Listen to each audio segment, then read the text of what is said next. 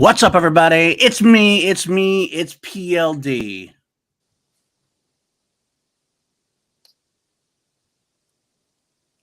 And who are you? Who are you? I'm Richard-Erik, Jarvi. Mm-hmm. And? Go ahead. It's your line. And this is what? Welcome to Class Action. There you go. Welcome to Class That's Action. your line. No, no. Because you're supposed to say, I looked up the script. It's supposed to be, I'm PLD, and you say it. I'm Richard-Erik Jarvi, and this is Class Action, the classiest show on the interwebs. Is it not? It's okay. So let's try it again then. All right, we're gonna try this again. Hold on a second. One second. Let me try this again. Like you never left. Like we never left. We're gonna try this. Hey, it's me. It's PLD. And this is. All right, you're not getting this. Just say your name. Say your name. This is Richard-Erik Jarvi. And this is Class Action. The classiest movie show in the interwebs. How's that? Is that better? Is that better for you? It was better. It's like we never stopped. It's like we never stopped. We're very professional on this. So we are a very professional team, and we're happy here to do this. Obviously, Jarvi's forgetting the line. See, it's not here. It's not me. It's definitely Jarvi. But it's just like we never left, except for one more thing. We do have somebody else with us. We've got a third host. We do have a third host. You've seen it before. Actually, I forgot to take him off screen when we began because we're supposed to do the whole bit where he was supposed to be off screen. I didn't do that because you know what? Fuck it, we're blowing it live. Matty Gunner, my friend, how are you? It's like a scoundrel reunion. It's like we never left. Who's the third leg now? Who's the third leg now? Someone is the appendage. Wow. I'm going to have to fight we're going to have our own battle at some point. The appendages against each other. You look good, guys. Dutch. Class Action is back, everybody. If you never saw Class Action, so it's never been on this YouTube channel, but you actually probably did see it because it was on another YouTube channel that probably gets more views than ours anyway. It was on the Action Industries YouTube channel, with Ben Bateman and Andrew Guy. If you want to go back and check it out, we have 49 episodes that are still playing there. We took a break, but now we are back. We're just on the PLD Products channel, and we wanted to come back with a bang. Hello, everybody out there. We wanted to come back with a bang. I got to say, I'm going to a little behind the scenes.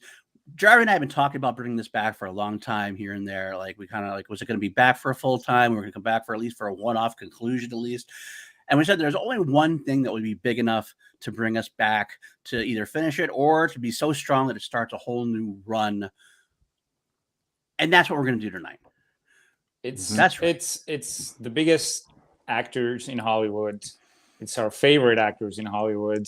They both had amazing movies come out this year. It seems like the exact right time to talk about these two legends. It is Cage versus Cruise, as only Action Movie Anatomy could bring us. But we'll talk about that a little bit because we do have some rebuttal witnesses for our first case here. And then we will go into a little bit of a detail of the history about that. But before we get into our topics at hand, before we get into our games we play, let's talk about our opening statement. Let's talk in the news today. I mean, this is a big day. This is a big day for me. It's a big day for Jarvi. Matty's got to wait a few days, I guess. But everybody's going out to see the next movie in the Harris dots. Ed Harris has a new movie out, and we're all going to see Ed Harris as the Hammer. As the Hammer, as he's called, the Rear Admiral. Everybody else is like secondary. I mean, who else is going to be going? Who else is going to see? You're going to go see Ed Harris in Top Gun Maverick. I'm so giddy. Like you're gonna love. I'm not gonna say anything about the movie. You're gonna love Ed Harris in this. You're gonna fucking love it. When doesn't he? Well, that's true. It was. When doesn't he? Water is wet, fire is hot. Paul loves Ed Harris. That's the way it is, my friend. Ed Harris was freaking awesome. I'm excited to do. I mean, all jokes aside, I actually get to making my next entry in the Harris dots. I have all his films ranked. I'm going to see where this one lies. But in all honesty, I am very excited to see this movie. I've heard nothing but good things about it. Everybody has said not only beyond good things about it. This is the best movie they've seen in a couple of years, kind of thing, and it's emotional and yada yada yada. I'm like, really, for Top Gun Maverick? Okay. He got a 5-minute standing ovation at Cannes in Cannes. Really? Con. I did watch the 45-minute long interview that they did with him there, and then he got another standing O after that. I was like, Jesus, the French really do love TC.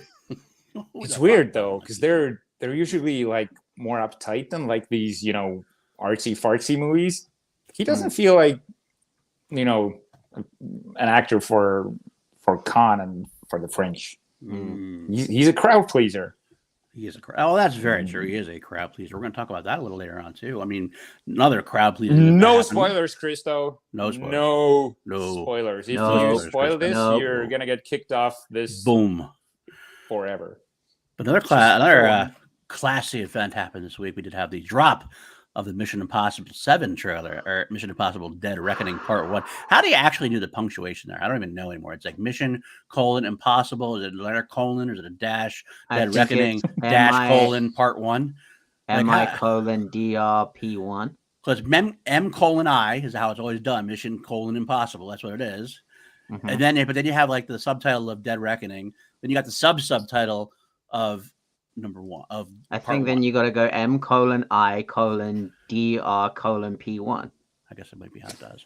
They do colon or dash. That's a lot of colons. That's a lot. I mean, everybody should be getting their colonoscopy at some point in their life, but that seems like it's a lot of colons there. So maybe we should do dash somewhere. Who knows? I don't know. We'll have to find out. But do you think this trailer was supposed to come out now, or was it released because of the leak? Yes and no. I kind of feel like it was supposed to come out for Top Gun.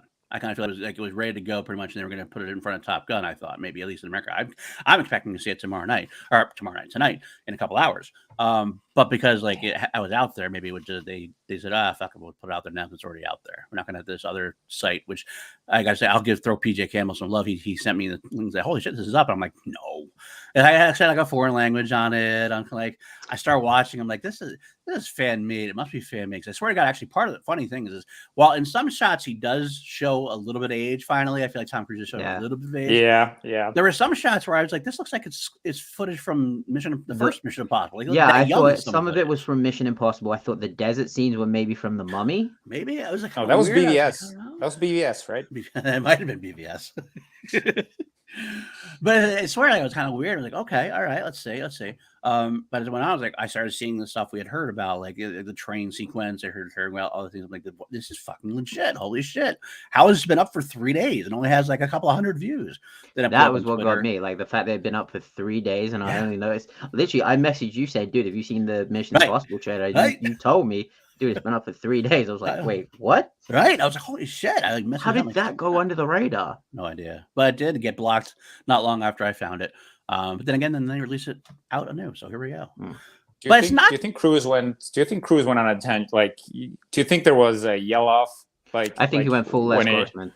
Do you think it happened again? Like it happened on the set of Mission Impossible? But maybe it's hard to tell because on set he's there in person with the perpetrators. If he's not in front of the perpetrators, he might maybe did pull a full Les Grossman and just started calling everybody and going off about that. Yeah, I think that's more likely what happened. Probably. But regardless, this is not just Cruise. We don't have any Cage news, but Cage has been in the news recently. We did have, obviously, the unbearable weight of massive talent. We had also the picture of him as Renfield coming up. So he has been having a Cage-assance, so to speak. So it's interesting to see. He's getting uncaged. This is an actual, this was almost the best time we could have done this. We waited. Our laziness has actually helped us out. Our laziness and our we can't do anything. We're not going to do anything. We waited. And this is actually probably one of the most perfect moments for this to come out because they're both receiving big moments. So without further ado, I think we should get right into this whole thing. Class action, if you have not seen, we have a couple of games we play. We also have the main cup. We have a game called, we're not going to spoil the first game because Jarvi wants to introduce it. Then there's the second game, which we're not going to play today, that Jarvi also likes to introduce. But we'll get into that the second episode because we have an extra special rebuttal witnesses to show you at the end of the show. And that's why we're going to cut the one segment. The meat of this episode, though, is going to be the trial. Richard-Erik, Jarvi, myself, Matty Gunner, we've come up with 6 specific categories to determine who is better in these 6 categories: Cage or Cruise. Cruise. If you're at a party, people are talking, no, Tom Cruise is the best actor. No, Nick Cage is the best actor. You're like, why? Why is he the best actor? You're like, because he's got better movies? No, in this show, you'll learn category by category. If someone asks you, why is Cruise the best? You'll say, he's got the better traumatic chops. He's got the better physicality. He's got the better What else? What else category? Well, I don't know. What I want to know is what's the science behind category 4. But we'll get to there and we'll talk about it. I guess there's like a real big science behind that, I'm sure. But then we also have another ending game afterwards to give us time to go into our rebuttal witnesses, who will talk about it as well. And then at the end, while we're shooting the shit, I'll be tallying up the scores, and we'll come up with a winner, unless there's a hung jury. That's happened once, I think. Once we had a hung jury. But otherwise, it's a definitive winner. Who's going to win, Nicolas Cage or Tom Cruise? The age-old question from Action Movie Anatomy, answered on Class Action. I'm nervous. I'm nervous about the outcome. I am too. I don't know how I'm going to feel. But either way, let's get into it. Before we get into the meat, we're going to meet the trial. This is kind of like our first thing we want to do. We're going to play Richard-Erik Jarvi's favorite game. I always say it because everybody thinks it's mine, but he's the one who's actually pushed this game back a bit. I was like, okay, I'll do it. I wasn't exactly upset about it. I can confirm it was Jarvi that said we needed to bring this back. He did. And it is, of course, what would Ed Harris play? What would Ed Harris play? In this little game, we take the actors that are involved. We take Nick Cage's filmography. We take Tom Cruise's filmography. And because Ed Harris, you put Ed Harris in any movie, it automatically makes it better. He automatically never mails in a performance. He always goes full in. So whatever he do, he's going to commit 100%. So who is Ed Harris going to play in Nick Cage's filmography? And who is Ed Harris going to play in Tom Cruise's filmography, substituting for said actors? Richard-Erik Jarvi, I'm going to leave it up to you first. For Nick Cage, who are you having Ed Harris play? All right, so I toyed around a little bit with, should we create a new role or just recast Ed Harris as the lead? But you said right now that we should just recast him as one of our we could obviously main actors.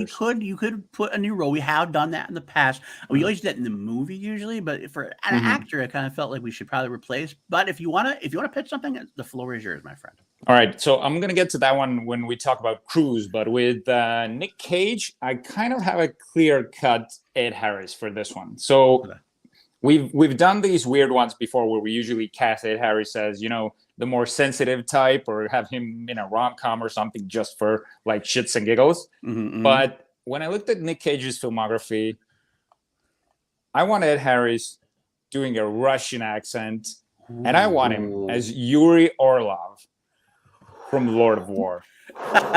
For some reason, it seems like the obvious choice for him. Yeah. But sometimes the obvious choice, I feel like he would have nailed that role. I think that's a good choice. I mean, he doesn't do a Russian accent in Phantom, which is a movie with David Duchovny. You should watch that submarine movie, and he does a very good job with it. So Enemy at the Gates as well. No. Enemy at the Gates. He plays German, right? Yes. Yep. I like that. Okay, all right. I see where you're going with that, Matty. There's a definite sternness in there, like 100%. Yeah.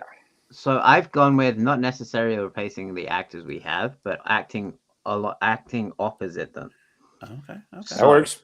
With mine, for Nick Cage, Ed Harris would be replacing Peter Fonda as Mephistopheles in Ghost Rider. Wow, that's a good one. Holy That's shit. A good one. And you know where I went for that? Because the Man in Black in Westworld. It works. I do like that. A lot. Oh my god, I can see that working. Huh. All right. I like where your mind is on that. I do like where your mind is on that. What's his hair gonna be like? What would you do with his hair? See, knowing me, I would be tempted to just have it long and flowing.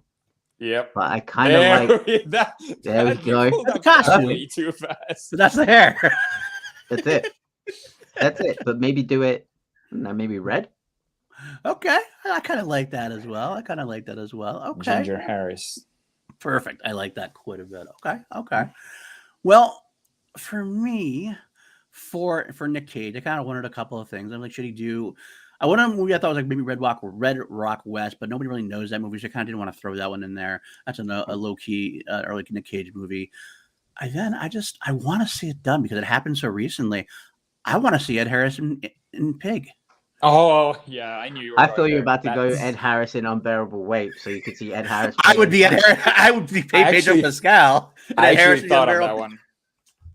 That's gonna be the trilogy right there. That'll be a trilogy we do. I'll be the Pedro Pascal role. Ed Harris. That's okay. I like that. But seriously, in Pig, though, I kind of think like he's done intense in very well. He's done low key very well. I've never seen him quite this down. Red Rocket. See, and I knew Lego had seen it because Lego loves Cage. I knew Lego. So Lego, you know what I'm talking about. If Lego, you could picture Ed Harris in his role. Like, you could tell us about that. See if I'm on point here. No one else would really know, I think. That's why I didn't want to do that one. But Ed Harris' intensity in Pig, I can see him just like being low key, not talking a lot, bringing down low key, just looking for the puppet, getting on tense. I think Ed Harris could have pulled it off spectacularly. Yeah. Rage in his eyes, but not acting on that rage. Right. It's just like it's there. But the way he releases that rage is actually through goodness and like an amazing meal. Absolutely, 100%. I've seen a little bit of it before. As a Western he did called Frontera, where his wife is killed by some Mexicans who are trying to get over the border, and you almost feel like you feel like it's going to go one way, and he's going to try to get his revenge, or it's going to be some kind of really racist thing. But really, he like ends up trying to find the real killers. To end up, the real killers are somebody else. He actually doesn't get. He like completely becomes good about it. It's one of the best movies I've seen about this kind of subject because he doesn't go anywhere like you think he would go.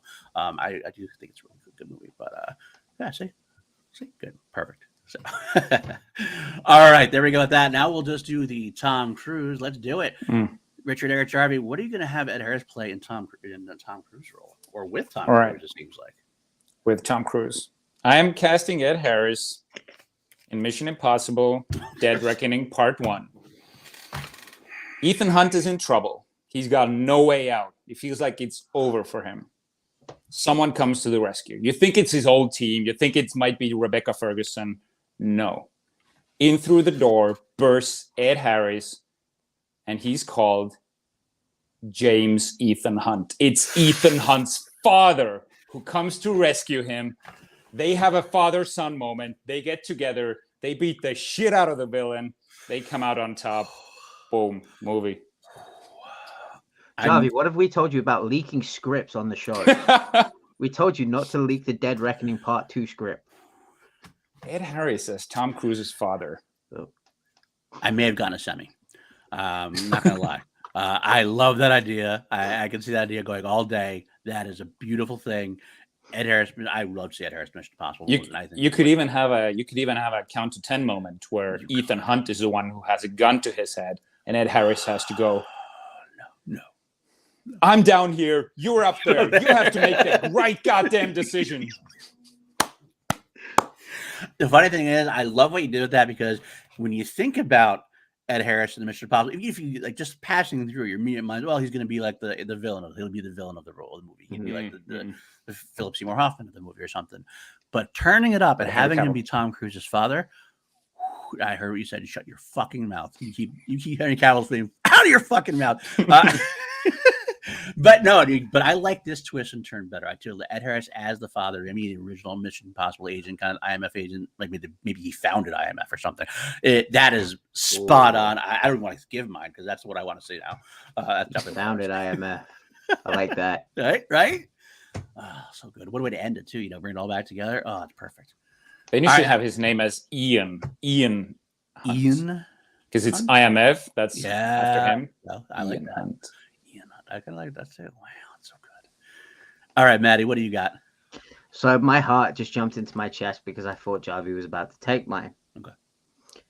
I would also cast Ed Harris, not in Mission Impossible. I suppose he could be in Dead Reckoning Part 1.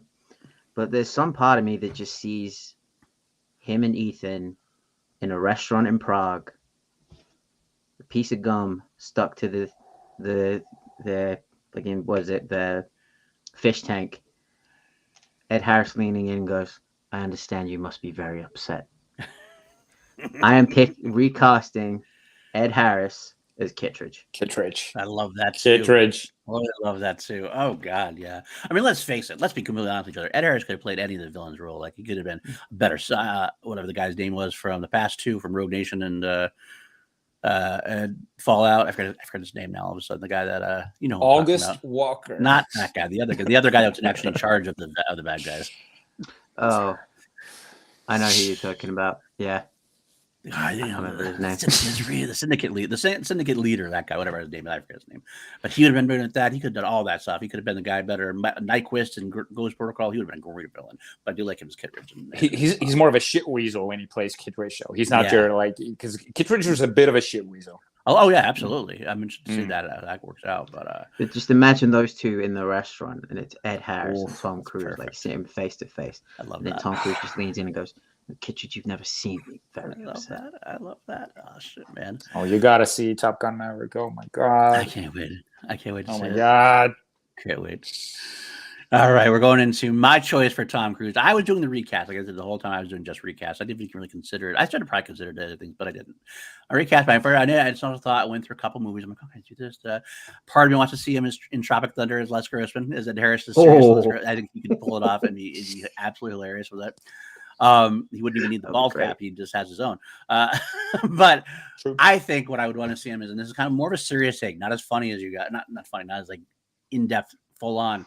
But the first movie I ever saw Ed Harris and I loved was The Abyss, and he played this very everyman kind of role, very average, like average Joe kind of role, but he had some intensity in it, obviously as well. I kind of want to see him leading War of the Worlds. A little bit of an alcoholic guy. Like he's not a great father. He's got some kids with him. He's like trying to do it. He's like just running around. All of a sudden, shit happens, and he has to like pull his shit together and get all intense and like loving but intense at the same time. He goes off against aliens. He has a great scenes with to Tim Robbins and also with Dakota. Like there's a lot of like little moments that he could have while getting intense about the aliens fucking coming. But he's just this really average, everyday Joe kind of character. I think he could do that beautifully. I love that choice. So fun fact about War of the Worlds, I actually work in the town that it was originally written in, a town called Woking, and you go in there and there's a massive statue of the like the spacecraft and everything in the middle of the town square. And so I'm all for that pick. Another interesting choice about War of the Worlds is actually my brother was an extra in it, and there's a little moment where like, the aliens are chasing, like he's like pushing a refrigerator box across a bridge with all the people are running, and you can see him very, very briefly, but very briefly. I can't find him at the time, but he is technically as big. Was Tom Cruise running beside him? No, I did not see. I don't think he saw Tom Cruise or did. There's no way to run beside Tom Cruise. Yeah. He just goes. Although I got to be honest with you, I hate. I'm gonna build my brother. My brother's a fucking runner, and he runs like very well. He's like run marathons. He actually was in the police Olympics in Iceland and like got gold medal in the biathlon or triathlon, one of those athlon things, and he might be able to at this point. He's a little younger than Cruise too, so he might be able to at least stick around. But not me. I'm not the run of the family. Obviously not the run of the family. Well, that's it. That is what would Ed Harris play. Let's move on to the meat of the story, the actual trial, Cage versus Cruise. We're bringing it up, and before we get a little bit of rebuttal witnesses, we're going to get our takes on it. Category 1, which has the better dramatic chops or more range? Basically, the better actor of the group. Is it Nick Cage or is it Tom Cruise? Maxwell, Galactus, always good to see you. Let's go with you. Let's start with you, Richard-Erik Jarvi. You're the. We're going to go in this clockwise circle here. Who is it? Who does it? Better dramatic chops. When you first look at this category, it feels like it's all Cage, and for a good reason, because he's not afraid to go out there and go just batshit crazy. He's wildly unpredictable. He's like a box of chocolates. You never know what you're gonna get with him, and he doesn't take himself too seriously either. He can do self-deprecating humor, like Unbearable Weight, for example.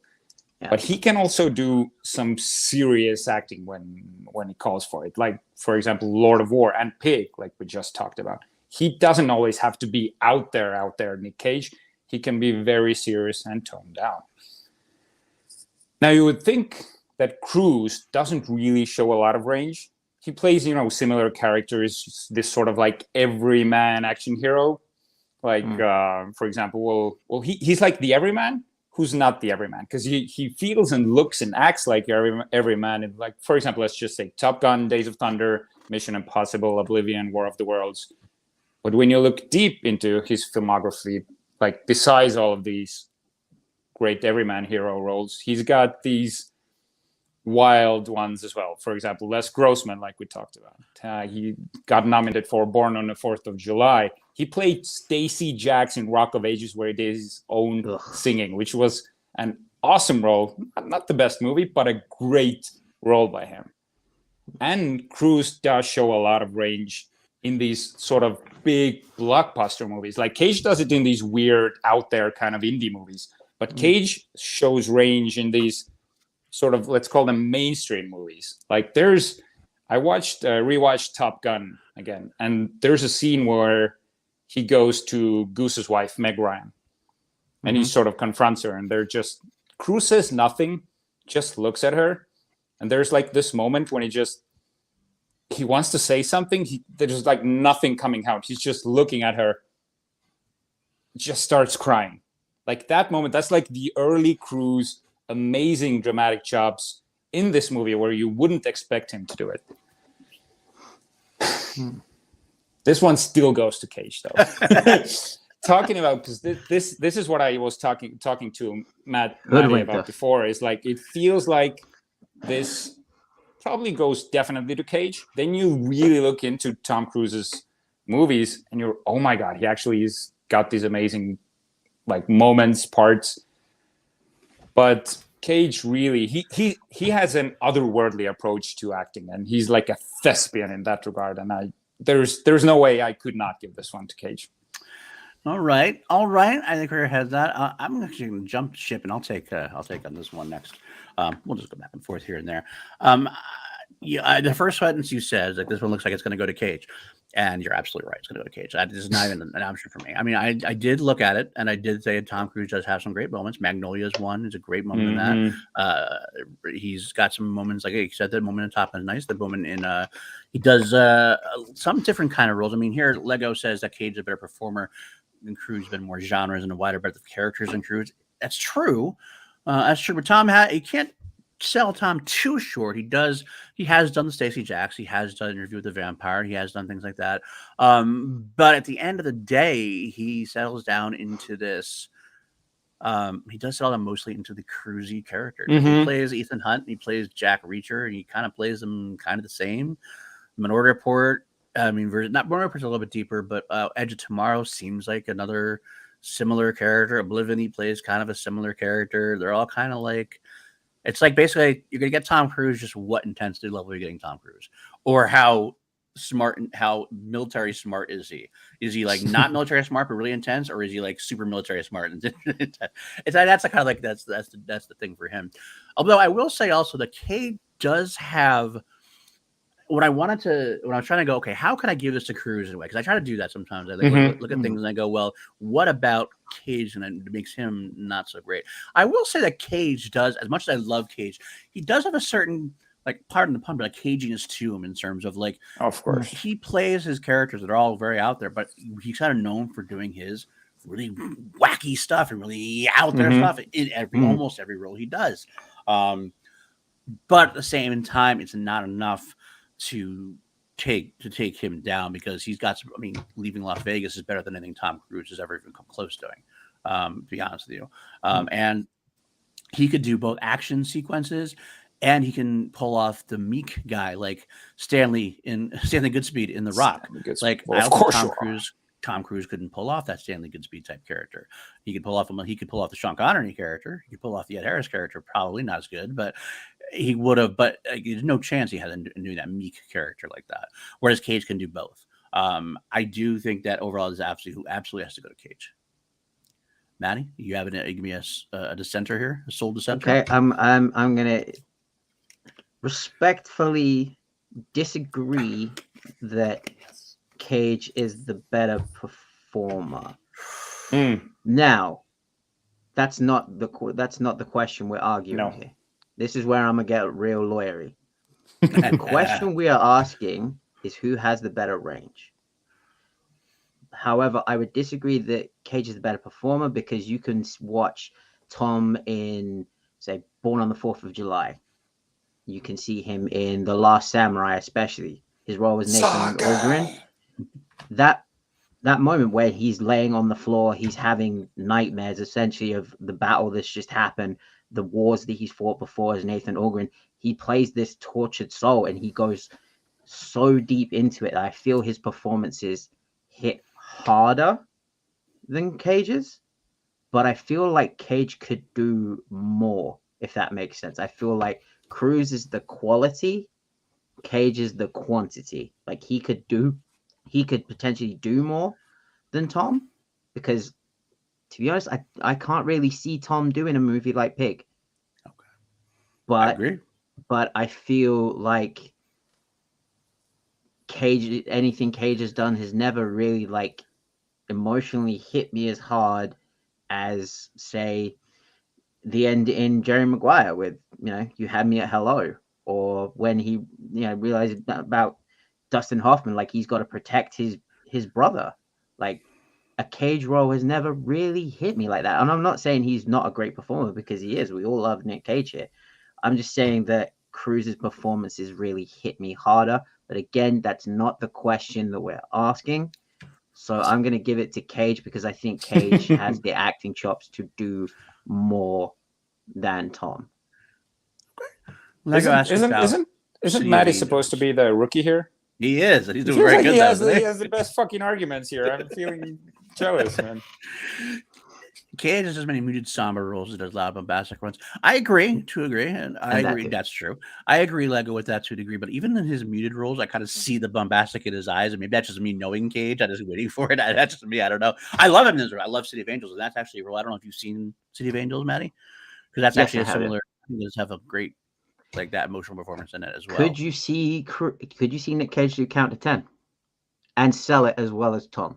I do think but in that case, would be a different one. It would be very different. I honestly do think that Cruise would do that particular moment better, because it's the intensity and the like Nick can get serious, but it almost could get cartoonish to a degree with him potentially. Right. But I mean, I would just see that. I would definitely be interested to see that. And what's up, Galaxy Geeks? Good to see you, my friend. I can see Cage in any Cruise movie barring Interview with the Vampire and not the stunts, but Cruise couldn't do half of Cage's movie. That's an interesting take. We're going to find out. That's an interesting take. And that I agree with. I don't think that Cruise could do half of what Nick's done. Tom is and he said in interviews, he's very picky about the roles he takes. He doesn't just do any role. And there's a reason for that. It's because as much as I love Tom, and I hope this doesn't lose me my Twitter follow, like he has... Nick has the better range. Agreed. All right. Do you think Tom Cruise would pour hot yogurt on his toes to do a sex scene? Probably. Have you seen Risky Do you Business? think you would? Well, he would jump off like he would climb off of an airplane. So I don't know if hot yogurt even affects him anymore, to be honest with you. But all right. Eyes wide shut. Let's move on to the second category. Better physicality / action chops. Now, we initially said better action, but that made it very too much easily a Cruise win. So we try to add physicality to it to give Cage a shot. I'll lead off here. As much as I love Nick Cage in this, I don't think how could you ever. I mean, I know I'm supposed to lead, and then come up with a decision. And I tend to go fuck it. I'm gonna go right off the top. I can't give it to Cage in this though, because I mean, Tom Cruise and the action and his stunt work he does. It's just he is the greatest action star of the past 20 years, maybe even 30 years. And he is the current greatest. He's also the current greatest action star at this point, too. Given at 55 or 50, no, however old he's almost 60, he's still the premier action star in the world today. And people are looking forward to his action movies. And the Mission Impossible franchise is potentially being the greatest action franchise in history. There's not many you could throw up against it at this point. But as Lego actually does say, good thing, physicality, expressionism, I mean, that would go towards Cage. Absolutely. Cruise is definitely more of a stone wall kind of character, but that's the characters he plays. So I can't really turn that against him, so to speak. So at the end of the day, as much as I love Cage, I think Cage does some great action. He's a great physical actor. I mean, think of some of the things he does when he's completely out there. His explosions, his explosiveness is great. He has moments where he's really physically commanding the scene. I give you that. At the same time, there's a lot of actors who can do that. None are doing what Tom Cruise does. Is be basically a stuntman and an actor all in one at this point. And a producer. And a very strict COVID enforcer, so to speak. There we go at that. I'm going to put down in my column Cruise for better action. Gunner, what about you? Okay, I want this put on the record. Has Nick Cage ever performed a halo jump? I do not believe he has. Has Nick Cage ever hung off the side of a plane? You might have. Let me ask you this, Probably though. not. I'll interject this one thing real quick before you do that. I see what you're doing there. Would he? No. I don't know if he wouldn't. I think he's crazy enough that he might do it. Like, he doesn't have to his movies, and like he's not like selling it.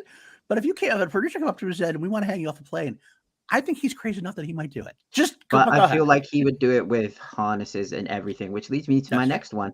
Has Nick Cage ever climbed the side of a cliff with no harness, no attachments, no anything? Definitely. No. Has he ever learned to keep his heart at a resting rate so he can breathe underwater for 6.5 minutes? No. Name me any actor who has done that. Tom Cruise is the greatest action star of all time. I will not hear any different. This is the one category where I will categorically refuse to hear any different, that anyone is a better action. The man just threw himself off of a cliff on a dirt bike. Yeah. And he's 60. Yeah. I'm not going to argue. 60. I'm about to turn 31. In a month. He's 60 in a month. I'm about to turn 31. You couldn't pay me any money in the world to try half of this shit. He climbed the Burj Khalifa with no harness on. Tallest building in the world. You're not going to get anything out of me. I get it. I totally get it. All right. Well, that's an easy one for Matty Gunner then. I feel like there's something still to talk about when it comes to Cage and action movies. He shouldn't be taken lightly, and I think he's got this. What makes him great in action movies is because you wouldn't think, like when Nick Cage started, like he did his more dramatic movies, more comedic movies. When he got into action, you feel like he shouldn't fit that genre. But for that weird reason, he kind of does fit. Because let's not forget, Nick Cage was in Con Air, The Rock, Face Off, Kick-Ass, Gone in 60 Seconds, National Treasure. More of an adventure movie, but still does a lot of running. Okay, we got to talk about Nick Cage's running. What the fuck is that he's doing? Like, he looks like he's having a seizure when he's running. That is such a, he's got the weirdest sort of, like, trying to stay upright. It's so weird, but he still does it. Like, even when he was younger, when you look at him running in The Rock, it's hilarious. Not like love Nick Cage, but his running is so fucking weird. It's so weird. And he can get jacked. He's still jacked. We saw him in Unbearable Weight. He's 50. He's almost 60 as well. Yeah, I think so. He looks damn good. Cage does do most of his own stunts, though. That's true. I didn't know that. I don't know. I saw that front flip in jiu-jitsu. I'm a little bit sus on that one. I don't think he did that. I don't think he did that. A little bit sus. Yeah. Having said that, of course, this goes to Tom Cruise. There's no one like him. Does all his stunts. He's a shoo-in for this category, and for a reason. Okay. He has elevated movie making as a whole. Okay. All right. Next category, better future potential. And this is a difficult one for me. And I'll start off because I have strong feelings about this one. Okay. We've been talking about what Tom Cruise does. It's got a shelf life. It's got a very big shelf life. We said this before. I don't know if we said it on air or not, but I think we did on air. He's starting to look his age just a little bit. Yep. Physicality. When you see the G's on his face in Top Gun, you can see there's a 60-year-old man.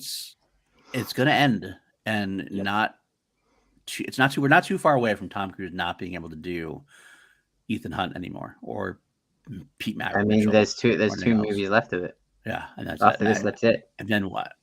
Because what has he done besides action movies this decade that has been anything important? I mean, he did talk about potentially doing a Tropic Thunder 2. Yeah, but that's a cameo for him.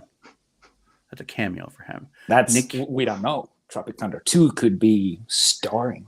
Okay. But I also think that would be a bad thing. A Les Grossman starring movie. And Les Grossman is good in little bits. That's what he is. Let's be honest. I love Les Grossman, but he's definitely a small bit kind of thing. Cage, what Cage does, and we already talked about his dramatic chops and things, the more range, he can do anything he wants to do, and he can do his brand for a lot longer. So at the end of the day, future potential at this point, it's gotta be Cage, because I mean Tom Cruise can grow down, he can return to some more dramatic roles and attempt to do it, but I almost feel like he's gonna get sad that he can't do the action anymore. That's what I'm saying. I feel like that Nick Cage is gonna be just fine doing anything he wants to do. Like Pig is a movie that he can do without any action chops, barely any action chops at all, and he can do that in his sleep. So I think at the end of the day, who's got the better potential? It's easily Nick Cage. Okay. And that's saying something, considering that Tom Cruise is going to have probably the best box office person of the next 3 years. Probably be Tom Cruise will be the top. That's not the question, though. That's not the question. But future overall. So I would say Tom Cruise for the next year or two, yes. But then the further we go on, it's Cage. I just want to quickly address something that Lego said. Cage apparently has a black belt. He's actually an honorary black belt. People like Russell Brand and other guys in jiu-jitsu are kind of given these honorary belts just because they're famous and they put more light on the art. So it's not really a black belt. Honorable mention at the brother sister. He's an honorable mention. And AJ, yes, come pop in for a second. Good to see AJ for a second. Tropic Thunder 14 years ago. Holy shit. God, I'm feeling old. No. I'm feeling old. Wait, hold on. 14 years ago? 14 years ago. Are we really fucking... This could happen because the last Top Gun was what? How many years ago now? A long time. We're 86. So whoever that is, I don't do math. So, all right. So where were we then? Matty, you're up for future potential. I think God, you hit my same argument straight on the head. It's like, how long can Tom keep doing what he's doing? I feel like Nick is having a resurgence in his career, much like Keanu had a few years ago with John Wick. I don't know how long that resurgence is gonna last, whether Unbearable Weight was kind of a novelty thing and he's going to have a quick resurgence and then immediately go back to what he was doing before. That is yet to be seen. That could happen. It could happen. I personally don't think it will. I feel like Nick Cage is coming back and he's coming back strong. I feel like Tom is heading towards the twilight of his career where he will kind of step back into more of his producer role. Because like you say, Paul, like, the stuff he's doing does have a shelf life. As much as we would love to see Tom Cruise at 100 years old throwing himself off the Empire State Building with no parachute, it's not going to happen forever. We've got 2 Mission Impossible movies left. After that, I don't know what he's going to do. I don't see Tom Cruise going and doing rom-coms or anything like that. So, I mean, he did Night Jerry and Maguire Day once, too. but Jeremy Maguire too. Maybe, but probably not. Jerry Maguire, I'd watch it. Yeah, risky business where he's an old pimp. Like it's his son that's gonna do far and away too. There you go. So you're going Cage as well. I'm going Cage. All right, that makes sense. All right, Jarvi, it's up to you. Are you a dissenting vote? Yeah, it would seem that like the trajectory for both actors, like you mentioned, is still upwards. But since Cage has been, grinding out these low budget, low quality thrillers, his upside feels like it could be bigger, and it already starts to be bigger, like you mentioned as well. Would that be enough for him to take this category? Maybe. Cruise probably, like you said, he could probably carry himself like convincingly for the next, let's say, 5 years, because he can carry himself. I would think so for 5 years in these action movies. But there will come a time where he needs to face reality. And I feel like there is another gear in him. I feel like he's doing these action movies as long as he can because he loves this. But there is a huge baggage of dramatic, crazy roles in him. Like there is a next step in his career. He's a smart man. And I feel like Cage has shown us everything he can do. He has shown us his dramatic chops. he has shown us his comedic chops. He's shown us his action movie chops. I feel like Cage has shown his dramatic side, but there is something hidden, caged yet, if you will. And we're going to be seeing more of that. And because of, I feel like we've seen a lot of Cage, there is more to see for Cruise. I'm giving this to Tom Cruise. This is where I'm going against the grain. Wow. For that reason, I'm going Tom Cruise. Okay. I'm not gonna change my pick, but that does make me think, what if the reason Tom is showing up at festivals like Cannes is because he's moving into that phase of his career? He has to be thinking about this. Yeah. Yeah. I like this more than it reminds that. Doesn't change my mind at all, though. Oh, Sorry. that's totally. It doesn't change my mind, but it's just something to think about. I mean, he's going to try. I think it's a no-brainer. Sure. He's got to try. What else can he do? He's got to try something like that. That's even if he does try that, doesn't necessarily mean it's going to work. Right. I mean, even like when he went for his Oscar days, he never really got much attention outside of, like, you got obviously Magnolia got some attention, but Born on the 4th of July. Even The Last Samurai, I would say, is a great role by him that gets overlooked. But I honestly think his action stardom will actually always overpower his, because people are gonna be like, it's Tom Cruise, the action star. It's not. You know what I mean, like, it's gonna, whether it's fair or not, it's true. Is what it is. But that's why I think there's enough time already past his, like, where he tried to go for it dramatically, that now when he tries it again, it's gonna be different. It's gonna be better. I say, Lego, I know you're just a diehard Cage fan, so you can't help it. Just because a movie doesn't earn it means it's not good. I agree with that. Mandy Pig, Color Out of Space better than almost any Cruise movie. I can't say that, though. They're just different kinds of movies. There's very different kinds of movies. I mean, I love all of those movies. Don't get me wrong. And I love, Willy's Wonderland was one of my favorite movies the past, 5 years. I love that movie. But it doesn't mean that they're better. They're just different, I think. I mean, look at The Northman. The Northman hasn't been doing very well. Well, it's been doing well, but, hasn't been doing, amazing. Such a shame. But I've seen it 4 times because I think it's the best movie I've seen this year. Nice. I've not heard that from anybody else. To be honest, I've heard a lot of mixed reviews from it. But do you know many people like me? No.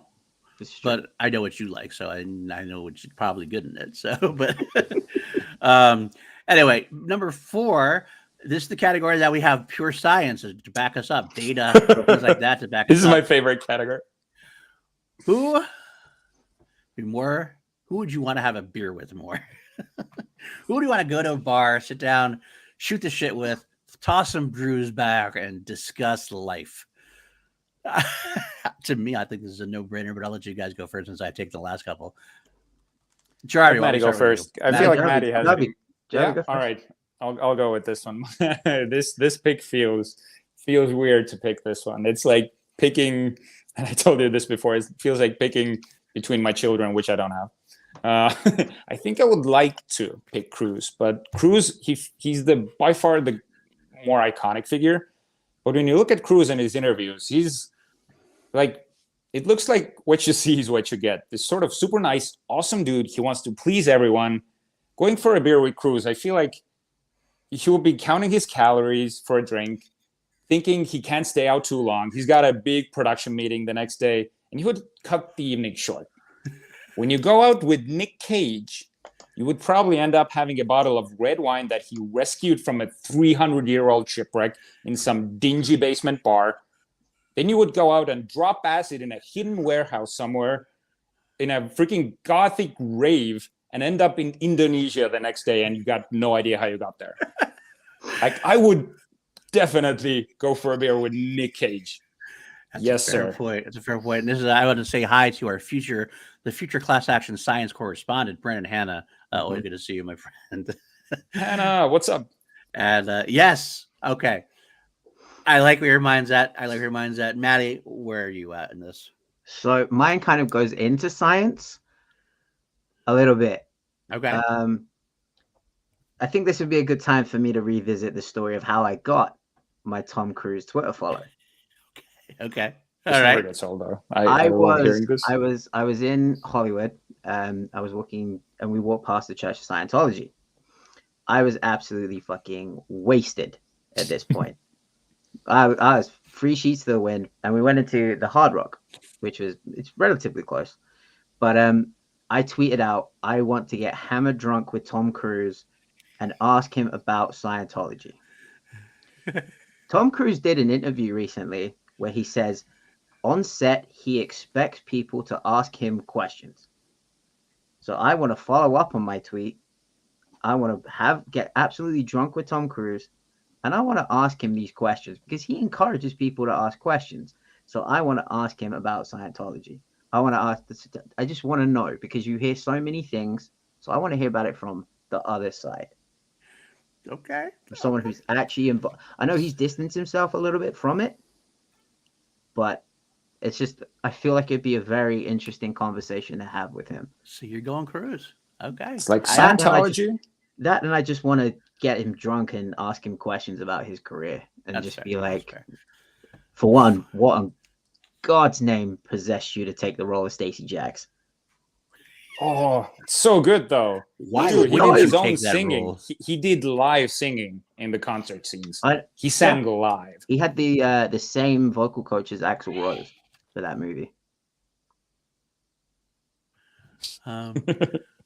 Cruise would be great as Data with Cage and as Laura. I kind of like that idea, actually. That good job, Galactus, on that. But also, I want to throw Lego says Cruise is too wild in a bad way in Scientology. Well, you know, I get that. Cage is pretentious and awesome. You got great stories, but they're both 60-year-old men, so no to both. I get that. I get that. Something about this. I want to have a beer with Tom Cruise.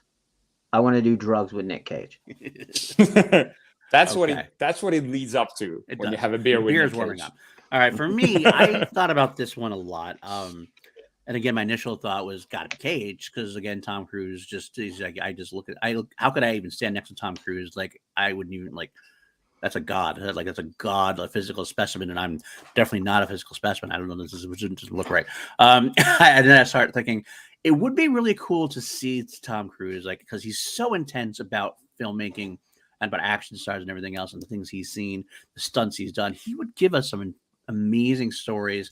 I would love that, but I gotta follow the Jarvi route at that point. So I mean, like, you sit back, how many stories are you gonna have by the end of that night? I mean, Cage, all the stories that leak to the press, the weird, wonky, weird fucked up stories that Cage gives us the press and everything else, or that get out to the press somehow, and those got to be like the tip of the iceberg. Like, what's the dirtiest, dankest stories we haven't heard yet from Nick Cage's life? And let me know. I might even give up a kidney, because I probably wake up with a kidney transplant, like the black market after a night with Cage. But also, let's be honest, personal level, I can talk to Cage about The Rock. I talk about how about National Treasure, Book of Secrets. Both very big at Harris movies. Now, I know Tom Cruise, I could talk about The Firm, and I could talk about Top Gun and Maverick, and that his side with Ed Harris. But The Rock is probably my favorite movie from Ed Harris. So that could get stories about that all day and be happy while getting shit-faced with Nick Cage. I got to go with Nick Cage. Okay. I feel like Tom is the guy that you go to the bar with, and then you get the text from your friend saying, "Hey, we're at this club. Do you want to come?" And Tom's like, "No, I'd rather go home." And then like you end up going to the club and then getting on some all manner of pills with Nick Cage. Do you know who should actually answer to this question? Elizabeth Shue. She was in Leaving Las Vegas with Nick Cage and Cocktail with Tom Cruise. Both drinking movies. She could answer this the best way. Does she do like cameo or anything? Maybe we could find out. We don't know who the surprise guest is. It's not Elizabeth. I like Brad Head as class acting science correspondent. I must say the science checks out. See, nice. We are scientists that are on the way. And Brad is picking Kate. Good pick, Hannah. Good pick. All right, let's move on then to the next category. Then number 5, best single performance, best of the best. What do we do with that? Who has got the best single performance between Nick Cage and Tom Cruise? You take their best performance of all time and put them up against each other. Hit me up, Jarvi. What do you got first? This is so first off, I picked out the number 1 movie from the best performance, my favorite performance from both of these actors.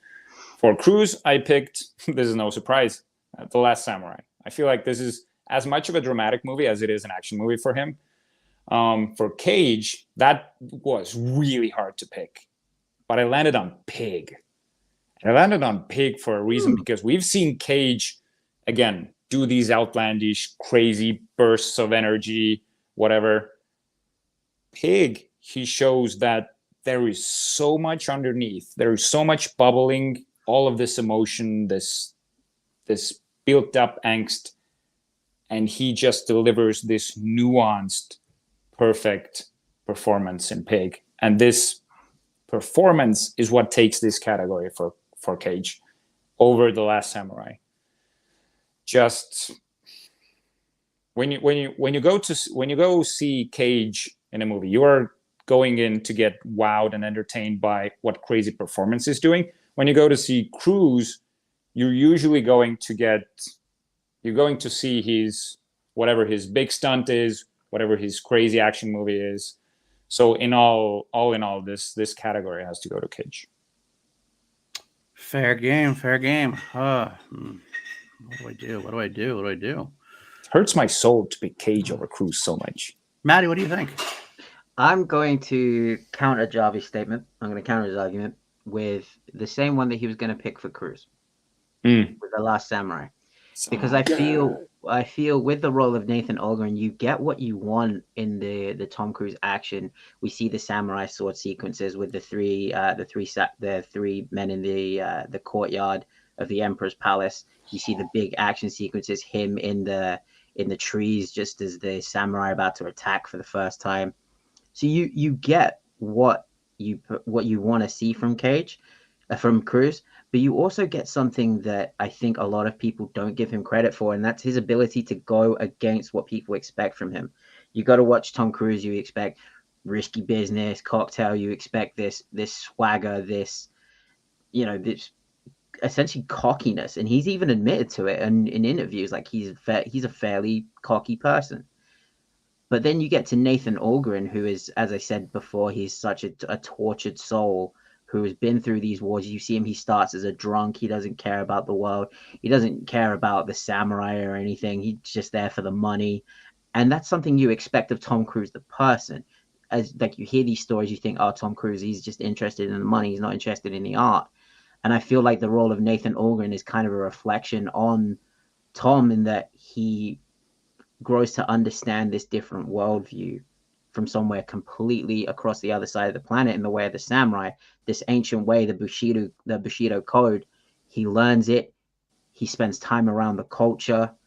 He gets ingrained with the people. He learns their ways.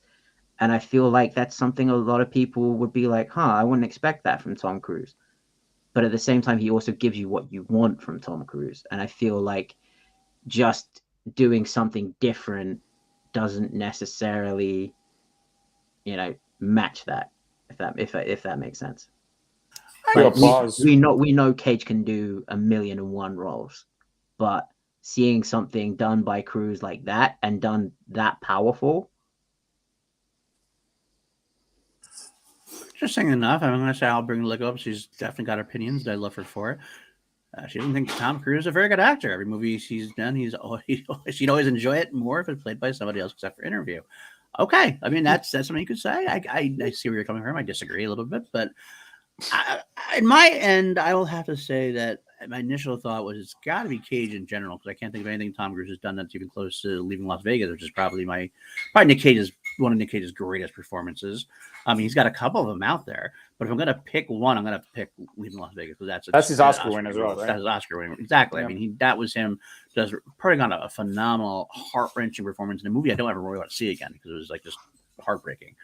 So what do you do with Cruise? I mean, the funny thing is, I want to pick a movie that not many people would pick as his best performance, only because for me it just works in a way. It's not like an flashy acting performance.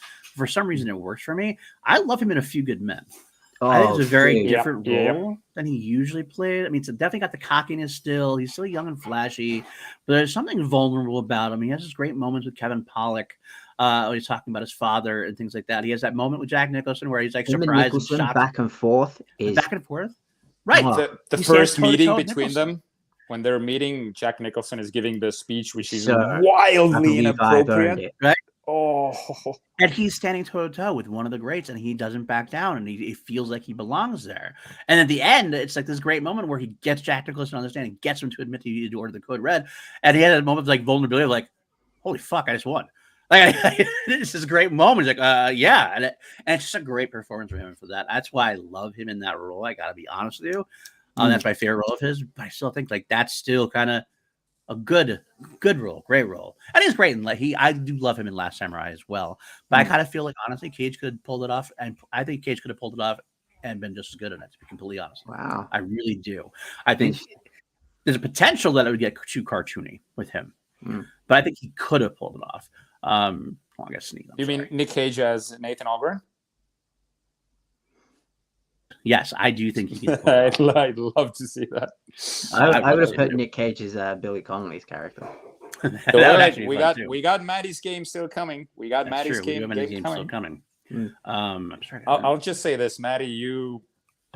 I'd say you pretty much convinced me, but I'm not going to change my vote. But your argument for this was like what Katsumoto said. Beautiful. Fair enough. And this is, by the way, why I love about Lego. He said perfect. He said perfect. She does adore hearing the crew's adoration because she doesn't. Yeah, that's great. I think that's a wonderful. Love you. Look, I'm the same way. Even if I don't like something, I love hearing some people wax poetic about. 3 people you are going to get love for Cruise from. That's true. It's us. It's us. We love our Tom Cruise. You know what I just realized?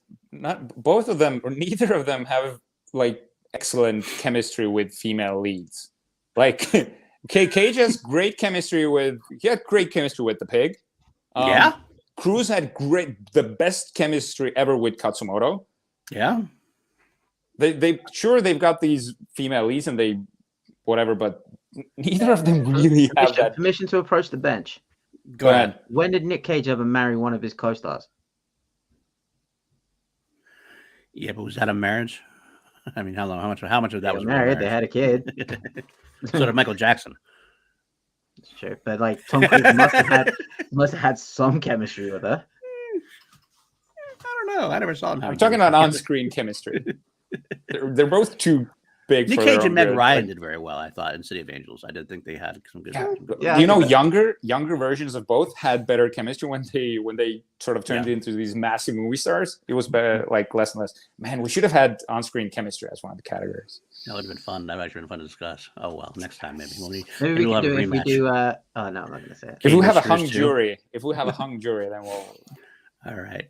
Final category before we have the other game, and we do have one more. We have the special star witnesses, so to speak.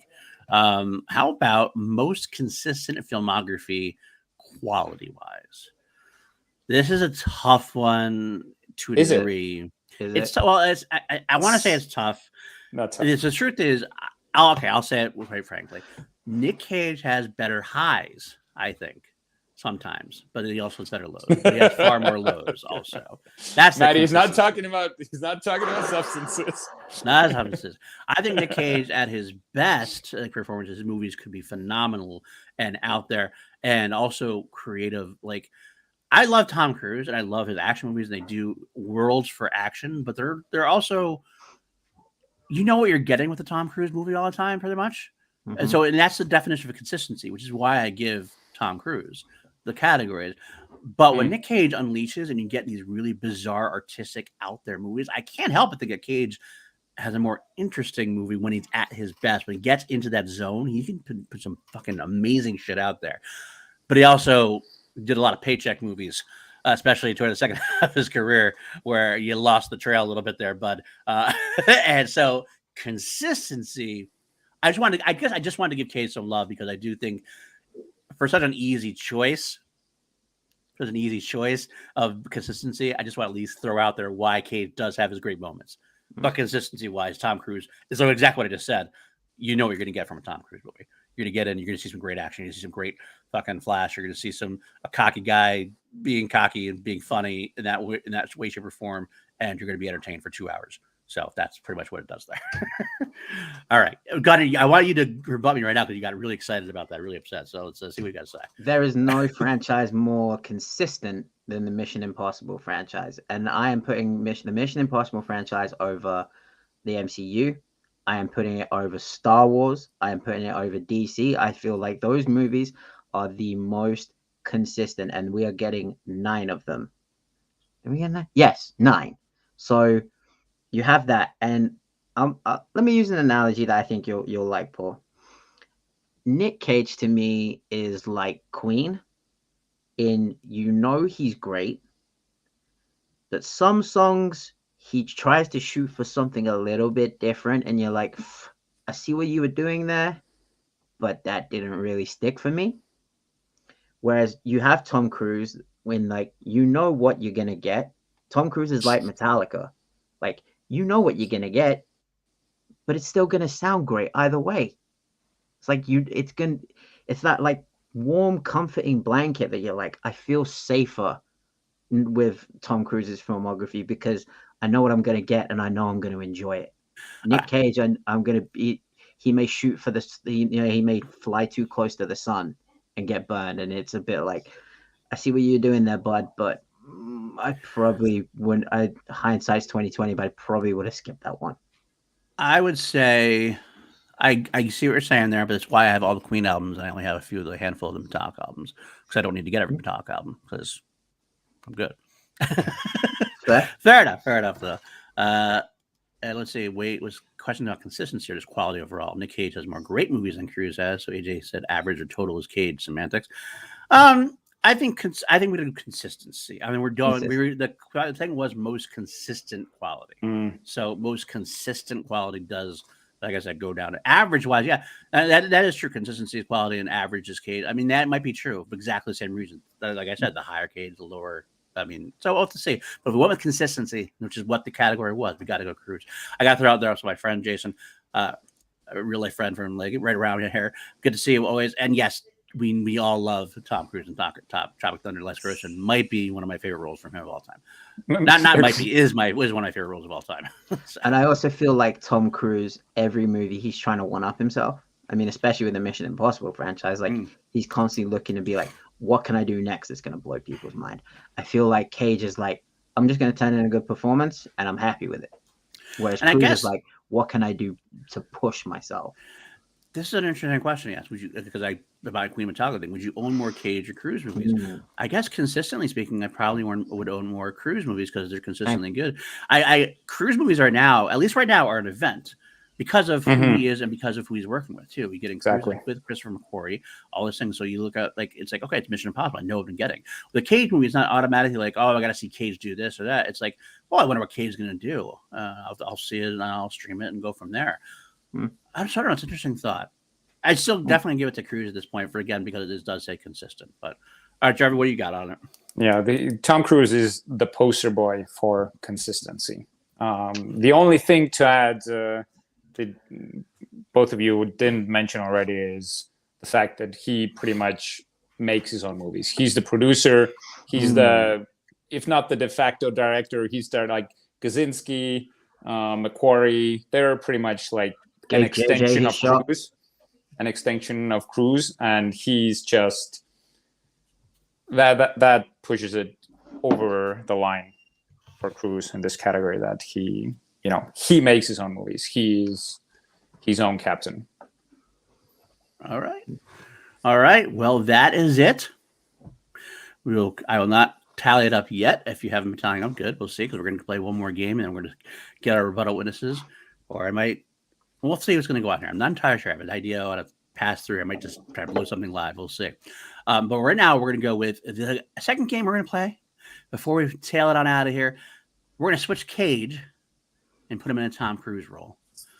And likewise, we're going to put Tom Cruise in a Nick Cage role. What complimentary from Matty Gunner. This is all him. He wanted us to play this game, so I feel like we should give this one to Matty to start. What do you think? Okay. I feel like we should go like with Ed Harris and go around with the characters for each one. So starting with Cage, I would have Tom Cruise stick with the action because we know it's what he's best at. Give me Tom Cruise as Memphis Reigns and Gone in 60 Seconds. Yeah. Tom Cruise driving. You can't really go wrong in that. You know. Tom yes. Of course. That could be fucking sweet. That'd be fucking sweet. Okay. All right. Jarvi, what do you got in that one? All right. So I'm giving Cruise Cage's role as Balthazar in The Sorcerer's Apprentice. I want Cruise as a wizard. I want to see him grizzled. I want to see him with long hair. And I just want to see him fuck up shit with magic. We've never seen that. We probably never will see that. This is my only chance. That is true. Legend kind of. As a freaking wizard. Well, it is a fantasy movie, but he's a young dude in there. Yeah, Legend's the one Cruise movie where I'm kind of like, I'm good. All right, how about this? I'm gonna go for mine. I didn't know if I should have checked with Matty if this was legal or not. So I'm gonna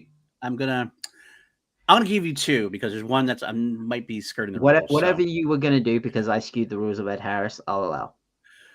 All right, because I was wanting to do. Actually, it's kind of we almost spoiled it before. Remember we said Ed Harris in the Unbearable Weight with me as Pedro Pascal.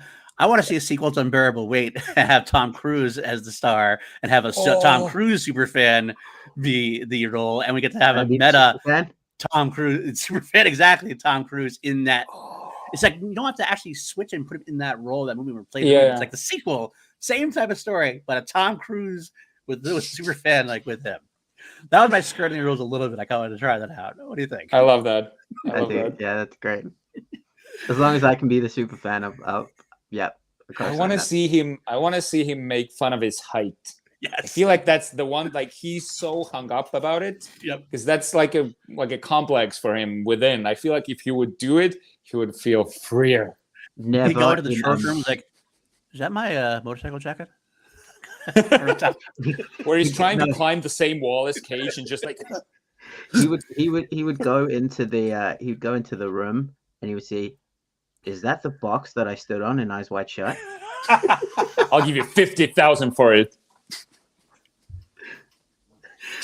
We're so mean. We love you, Tom Cruise. I love you, Tom Cruise. This is if I like just so you know, I'll throw out there if you had denied me, I was going to say having Cruise maybe in Kick Ass. So I think it'd be kind of interesting to see him in that kind of like related role. He's got the intensity with his daughter.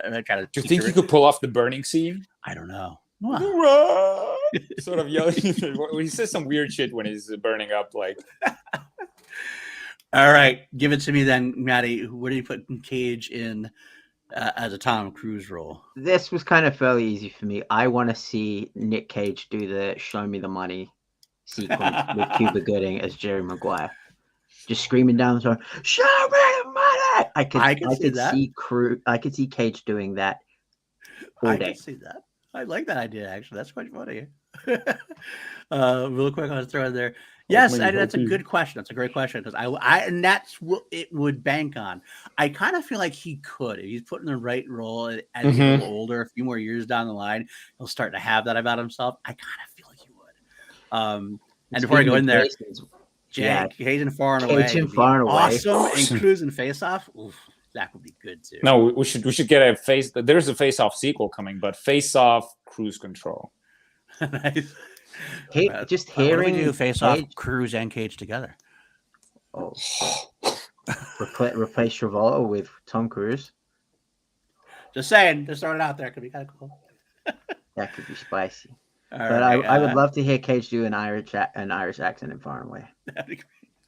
Cajun accents, man. Cajun accents. You know. All right, Mr.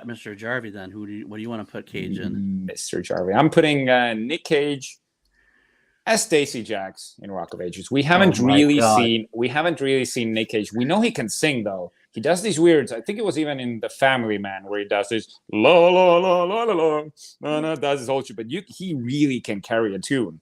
But we never seen him do a musical or like a singing rock role out like that. I don't know. When you think about it, it's like him playing a rock star with like long hair and just sort of it feels like it's right up his alley. So he's got the perfect person to go off of. I'm not gonna lie. I definitely considered that. I want to. You did? All right. I definitely considered that. So that was definitely one of the things I was thinking of. Unfortunately, I went a little more traditional. Yes. a little more traditional. I did also briefly consider Cage and Magnolia, just to hear Cage give the respect to cock speech, because I just think that would be fucking cool. You should have picked that. I would love to see Cage doing that. But I think the one that I really would legitimately think he would actually pull off as good as Tom Cruise in like a not in a completely serious manner. I think he could pull up Edge of Tomorrow, because Tom Cruise is very he tries to do this like meek, not a warrior, I'm just a press guy in the military kind of thing. I don't know what I'm doing as a military man. And I always thought that was like the weakness of Tom Cruise in that movie, because Tom Cruise always like the Ethan Hunt, the guy who knows what he's doing. He's the guy. Yeah. He's the Emily Blunt of most movies in that case. He'd be Emily Blunt in that role in a way. Where Nick Cage, it's almost like The Rock. He's like the guy, he's in the army, but he's not really an army guy. And also he's sort of doing like an active situation kind of thing. He's already kind of pulled that off in a way. So in a way, I kind of like, I don't know. I think that could work very well, maybe. I don't know. What do you think, that? It's a weird pick, but it's very it's interesting. It's hard to imagine, but that sort of makes it better, right? I want to see him in this. I feel like if this was a trial, the jury would kind of be like writing down on the notes, be like, we should consider that, but I don't know if we should also throw it out completely. Yeah, perfectly said. Like, could you imagine Nick Cage on-screen romance with Emily Blunt? No. But I want to see it. But exactly. You want to see that. It'd be weird, but impressive. God damn, the sexual chemistry between those. Okay, well, that is our game. We're running out of time. We're actually going overboard. So if it's our first episode, we're going to give ourselves a little balance here, a little leeway, I guess. We do have a rebuttal witnesses coming in, some star witnesses, and I think we actually need the star witnesses, because I hate to say this, guys. No way. We are a hung jury at 9-9 right now. We are at 9-9. Cage versus Cruise. So, considering that Bateman and Guy, Andrew Guy and Ben Bateman, the two members of Action Movie Natty, who are the reason this whole podcast exists, I think we can leave it up to them. They can decide the winners. God, this is the perfect ending. This really is the perfect ending. This is so everyone who hasn't seen a class action before, none of us know each other's picks in advance. Right. So there's no way, and a 3-way tie, that is really unlikely, because even the two of us, that only happened, I think, once or twice. You guys brought me in to be the tiebreaker. I did that one time. That's true. That's crazy. What it was. So, I'm so excited to see. So without further ado, I'm going to throw it to our newest on the field correspondent. We have a new person she's going to interview. We're going to watch this now.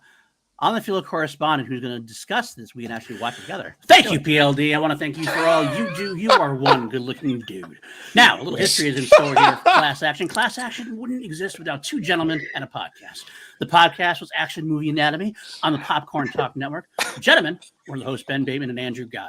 Richard-Erik, Jarvi, and myself met in the chat of said podcast and became great friends. And when Ben and Drew went on to launch Action Industries and their own YouTube channel, we both got involved to help. And thanks to the good graces of said gentlemen, we created Class Action on their channel. You can still find any of the 49-episode run, Dr. Sleep versus Chapter 2, Kevin Costner baseball fight, Bull Durham versus Field of Dreams versus For Love of the Game, Christopher Nolan versus Denis Villeneuve, and a Mission Impossible turning to which I'll never let Jarvi off the hook for picking August Walker over Owen Davian in the villain. Henry Cavill for the win. What were you on that day? But as I said, or that PLD said up top, we wanted to bring Class Action back with a bang, and how better than by using the OG AMA bit? That's right, it's Cage versus Cruise. And while it's up to Jarvi and myself and Gunner to figure out the actual outcome, I could not get the input from we failed. Andrew Guy, Ben Bateman, the Action Guys. What an intro! That was incredible. Pretty great. I learned by watching the best guys. You know what I'm saying? Well, gentlemen, you've heard the bit. You know what it is. It's Cage versus Cruise. We have two questions that are games, and we have a middle section, which is the meat of the trial. The first one we're going to get to, this is Jarvi's favorite. You'd think it'd be my favorite, but this is Jarvi's favorite. This is, what would Ed Harris play? You take one movie from Nick Cage's filmography and one movie from Tom Cruise's filmography, and you slide Ed Harris as that role. What are you doing? Oh man! Off the cuff, guys. One off the cuff. Role. Oh, really? Either of these guys. I know where I'm going. All right, go ahead. I'm going to start out with Ed Harris as Cameron Poe in Con Air. You give him the hair. First of all, you give him the hair. He's going to have the hair. And Ed Harris, I don't know if he has to do the accent. Does he have to do the accent, PLD? Because this is your movie, man. Yeah. You can do whatever you want to do. Ed Harris doing the Cameron Poe accent and just super intense. What if he didn't do the accent? Put the bunny back in the fucking box. You know? I like that. I like that a lot. I like that. For some reason, Gone in 60 Seconds keeps popping in my head. The idea of Ed Harris stealing cars is hilarious. He's like, yeah, and he'd be like, let's fucking go. Yeah. I don't know why. I do not know why that's what keeps showing up in my mind, but I just wish I could watch Ed Harris steal a car. Ed Harris saying, means doing something I swore to you I'd never do again. A long time ago. My name's Memphis Reigns. Harris saying, I'm Memphis Reigns. The idea of Ed Harris having sexual chemistry with Angelina Jolie makes me uncomfortable. It sounds uncomfortable. You know, I do love the idea of Ed Harris being in Cocktail, though. See him behind the bar making that work? Absolutely. Just it being Ed Harris instead of Tom Cruise. Exact same movie, no shtick. I would watch that movie. I mean, young Ed Harris, late 80s like that. Right? He's jumping around. He's Beautiful got the man. billowy shirt. Yes. Yeah, that's pretty good. And then Tom Cruise and Pollock. Wait, are we doing that one too or no? I'm gonna go with the most uncomfortable one I can possibly think of because this is so ridiculous. Ed Harris, an interview with the vampire. Once again with the hair. Once again with the wig. I mean, it's like an SNL sketch waiting to happen. He can do the wig. Look at that. There's a There you go. flowing hair, right? This is a better testament to Cameron Poe and Memphis Reigns. Look at that. This is good. Or him and knowing. Okay, all right. So I feel like that was a pretty solid start for us. Yeah, that is a very solid say. We're going to get to the meat of the trial, and then we'll have an after effect. One last question. But the first question I have to ask you in Cage versus Cruise, which actor has better dramatic chops? Oh man, it's tough because I think there's an obvious answer, but you really have to ask yourself the question if that's true. You know what I mean? Exactly. Yeah, definitely.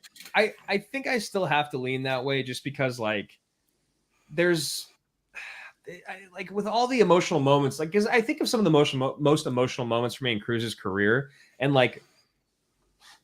I just don't think they line up to the ones from Nick Cage's. I do think Nick Cage has better dramatic moments, whether it's in Leaving Las Vegas or even The Family Man or in Pig. I just feel like there's more of those. Whereas Tom Cruise in Maverick or as Maverick in Top Gun Maverick, or even in his good moments in Last Samurai, or of course his better Oscar-worthy moments in Magnolia, 4th of July. Risky Business, Born on the 4th of July, Jerry Maguire, all that stuff. They don't quite hit me in the feels the same way. There's only, if you had to ask me to quantify it, I can think of at least 10 Cage moments that are just unbelievable. And by the way, these are moments even in The Weatherman, where it's that's not even one of his better movies, but he still has great moments in the movie.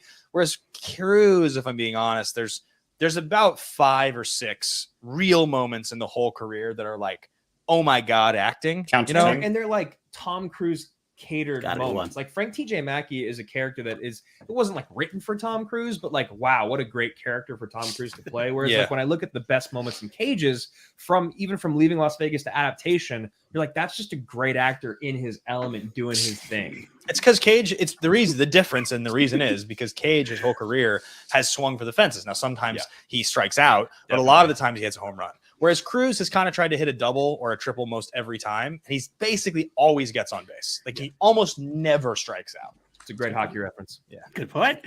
All right, we got that then. Question number 2. This seems like an easy one, but I'm kind of curious. Better physicality / action chops. I mean, if just best action is pretty easy, I think. You add a physicality to the role. Does that give Cage enough to maybe challenge Cruise?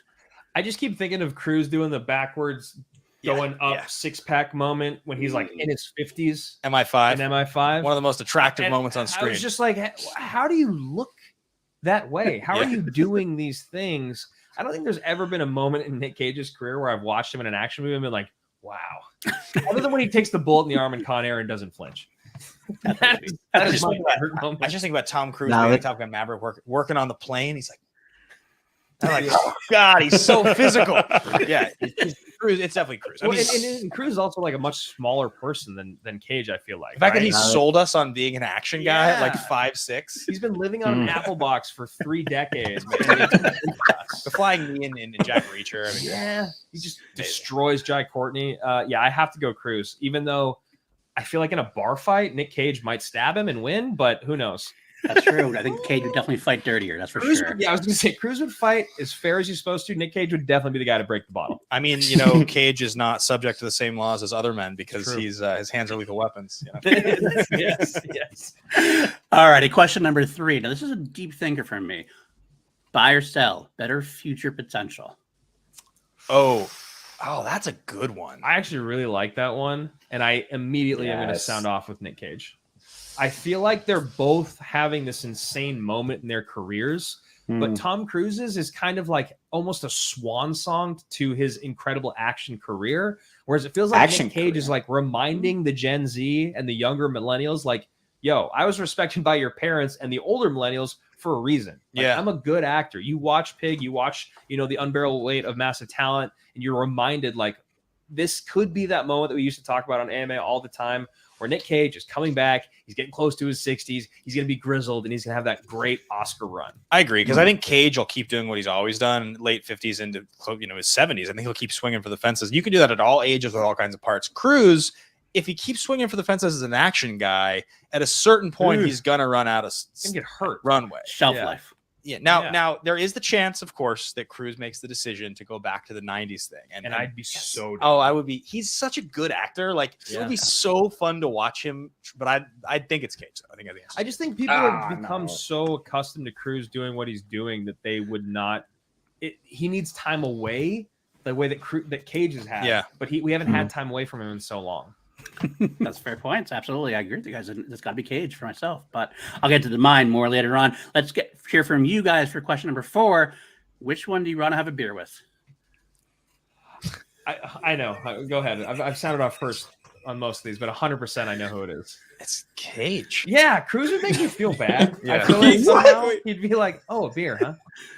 Shit, man. That's all you have to say. I mean, I would rather interview Tom Cruise, but I would rather have a beer with Nick Cage. Hang out with Nick Cage. It's great. I think that's 100% correct. And you know what? I'll even take it a step further. I think I'd rather be in a movie with Tom Cruise than be like if I was a co-star, like the second build person. I think I'd rather do it with Cage than Cruise, at least to start my career, because like I feel like working with, because I've heard stories of working with both of them. Like, Cruise is like very like type A personality on set, very respectful, like very much like we're gonna do it this way and this is why and this is. Whereas Cage is like, I'm gonna just try this out. And you're like, okay, Mr. Cage. In the Cruise interview at Con last week, when they were talking about releasing Top Gun Maverick, they were like, "Were you ever going to release it to streaming?" And he's like, "No, that's never going to happen." And he's like, "Every time the film would get delayed again, I'd call every member of the cast, each one of them, one at a time. I'd say, trust me, this is going to happen."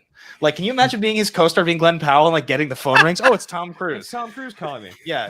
That was a very good Tom impression. Yeah, so I think we're in agreement on that one. That makes sense to me. Okay. Question 5, best single performance. So what I mean by that is you take the best Tom Cruise performance, put it up against the best Nick Cage performance in your mind. Which one is the ultimate best? Oh, man. I don't think Ben is horrified. anything Cruise has done can top the way that I feel about Cage in Las Vegas, in Leaving Las Vegas, Wow. and in Adaptation. I think the closest that Cruise gets to that is like TJ Mackey and Adaptation, because I still think Leaving Las Vegas kind of transcends all of it. Yeah, I would say that it's Cage. I want to say it's Cruise, but I just don't think it's true. I love it so much. I just think it's Cage. Well, all right, fair enough. All right, the final question of the meat of the trial: more consistent filmography quality-wise. It's Cruise. It's Cruise. Not even close. If you look at the run, if you look at the Tom Cruise run from 1996 to 2000, go ahead. If you look at Tom Cruise's 10-year run from 96 to 2005, that 10 years, it's one of the single most like seminal 10-year runs of any film star that's ever lived. Like, it's almost impossible to compare it to almost anyone else ever. He's got multiple Mission Impossible movies, blockbusters like War of the Worlds, Last Samurai, Collateral, Minority Report, Jerry Maguire, like Eyes Wide Shut, Magnolia. It's crazy. And if you take the worst part of Tom Cruise's career and the worst part of Nick Cage's career, Cage takes that by a mile, I feel like. And I think that's also a testament to the consistency is like, if Cruise's lowest consistency is like a C, Cage's lowest consistency can get all the way down to D and F. I think. I think that's a problem.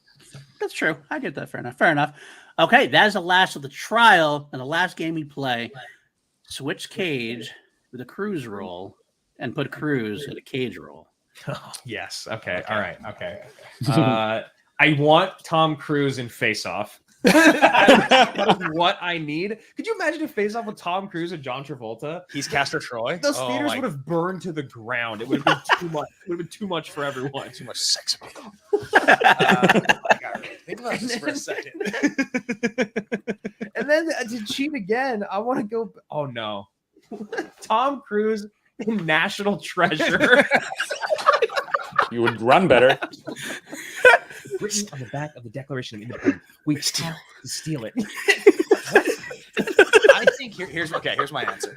Tom Cruise in Gone in 60 Seconds. I was gonna say that, but I didn't want to do it because he's the best driver. Yes. So the stunts, the movie would have been 10 times as good because it would have been Cruise doing fucking insane stunts. Yeah, insane. It would have been That's crazy. funny because that's exactly what I was gonna say, which I said I didn't want to cheat, but then I changed it last second because it is. I feel like it's a no-brainer to go 60 seconds because exactly what you're saying. And also, the movie probably would have been so much better and dramatic. It probably would have been like an excellent movie.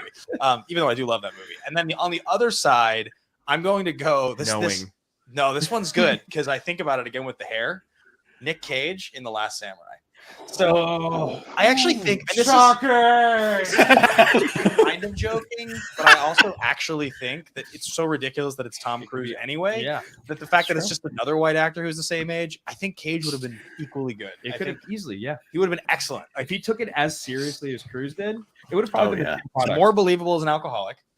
Like, yeah, definitely. Right? Definitely. Yeah. I brought this Tyrannosaurus Rex skull last night.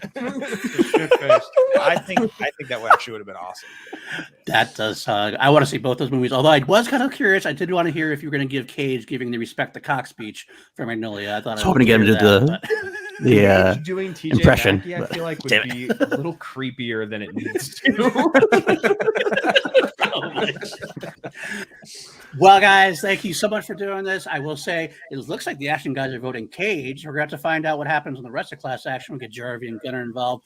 We appreciate you guys so much for stopping by and dropping in our first episode of Class Action 2.0, as you will. Pimp out everything you want to pimp out, and then we'll talk soon. No, man, just happy to hear that you guys are back at it. We love you and Jarvi and Matty, and we're happy to be on the show. And this is a lot of fun. These are great questions. Thanks, guys. All right, guys. Salute, brother. Salute. Back to you, PLD and crew. Wow. All right. First off, no further ado, we will never have them do any bits of class action again because they're too fucking good at it, and I don't like it.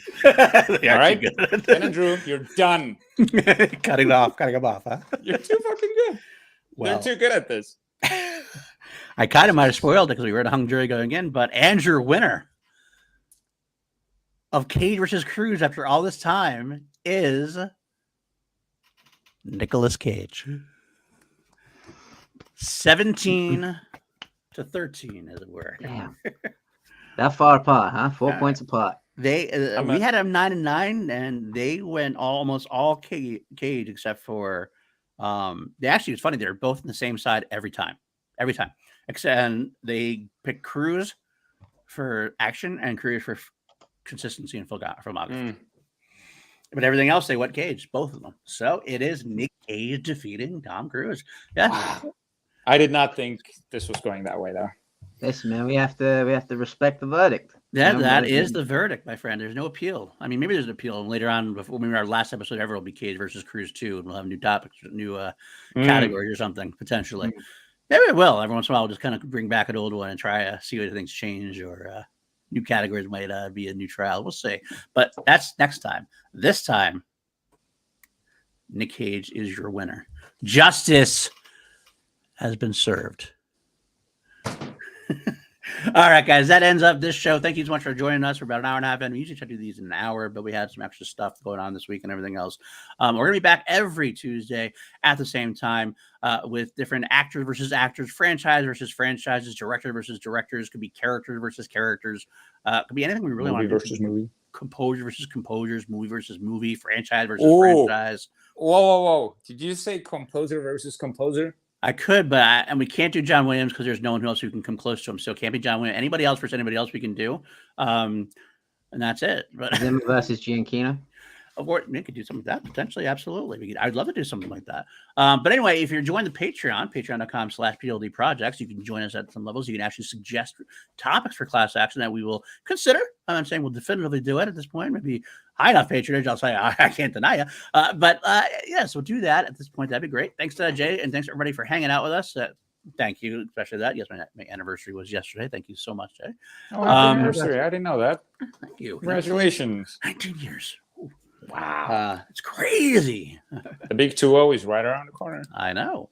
Let me pimp out the rest of my stuff we got this week. Crown Jewels actually just came out about 10 minutes ago. The next episode in the Queen catalog, me doing the Smile track Earth.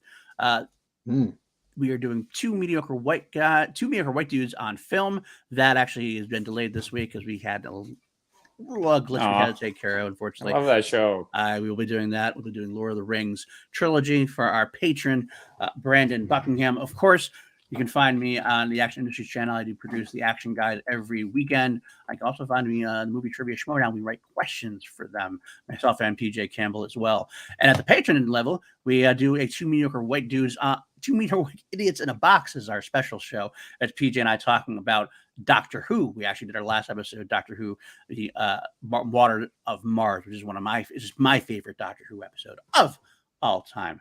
I want to quickly shout out all my patrons, or the patrons at the certain levels: Danielle Ramirez, Brandon Buckingham, Brandy Parker, Jeff Alterman, John Lestrade, and Kelly W. Much love. I could not do this without you. I really, really, truly appreciate it. And Richard, where can the folks find you? You can find me on Facebook and Instagram at Richard-Erik with a K Jarvi. Also on Letterboxd. Go see it there. And maybe we would be bringing back Scoundrels for the Obi-Wan series. We'll see how that goes. Yeah, I feel we'll have to have some. We'll probably have some thoughts on that. Speaking of Star Wars, Matty, where can the folks find you? You can find me this weekend at Star Wars Celebration for a start. I know we've all got to wear masks and stuff, but if you see me, please do. If you guys all any of you are going, if you see me, say hello. I'm a fairly nice guy, so feel free. But as far as social media goes, you can find me on Twitter at Matty Gunner, Instagram Matty_Gunner. You can find me every Thursday and Sunday on the Wild Jones Podcast Network for the ONU MMA show, breaking down the week's combat sports. You can follow my band Shadow of Azrael on all DSPs, and of course, now you can find me here every Tuesday with these two fine gentlemen discussing movies and actors and the like here on Class Action. And yeah, this is great. I'm happy to be the third leg, the appendage, if you will. All right, thank you, you two. It was great first episode back. It's great to be back. Stay tuned next week. We'll have an announcement. It's not like we went anywhere. Sure, it's not like we went anywhere, but we did, kind of. But Stole it from. We'll have an announcement soon about what next week's categories will be. We have to have a little post-match or post-test show meeting. We'll figure that out. But until next time, guys, court, it is adjourned.